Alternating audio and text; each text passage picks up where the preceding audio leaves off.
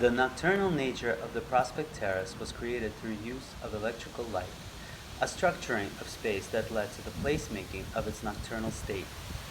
Along with the filtering effects of the tree canopy and the change in ground elevation, the artificial illumination renders the nighttime use of the terrace in a way that greatly differs from its daytime use, and this became the focus of our research. How would the dynamic shift at nighttime? What would the differences be in use?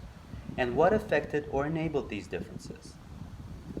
At night, as in day, people took in the stunning views of the city. There were also joggers and dog walkers.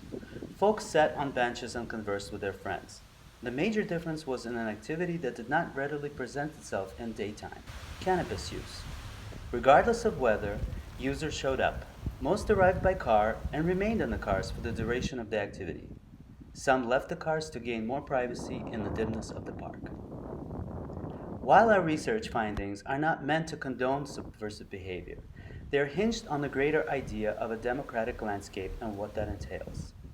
A democratic landscape, as posited by Michael Sorkin in Traffic and Democracy, consists of a space where people are likely to interact by both consensus and accident, which suggests that true exchange in ideas and cross-cultural influence occurs when different people occupy the same space.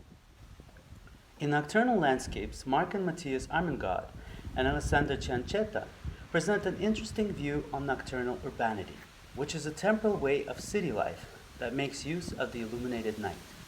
Nocturnal urbanity is imbued with nocturnal personality, an ephemeral phenomenon of space that resists standardization because artificial illumination is interruptible and not all-encompassing. Roger Hart pushes the ideology of the democratic landscape further in his examination of urban planning for spaces for children's play.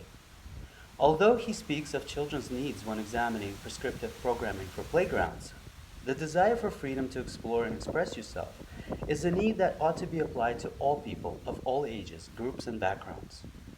A space that caters to freedom of expression is quintessentially democratic. Under the illumination of the artificial light, nighttime has been transformed, and so has the space it occupies. What the daytime could not allow, nighttime allows with flexibility for freedom.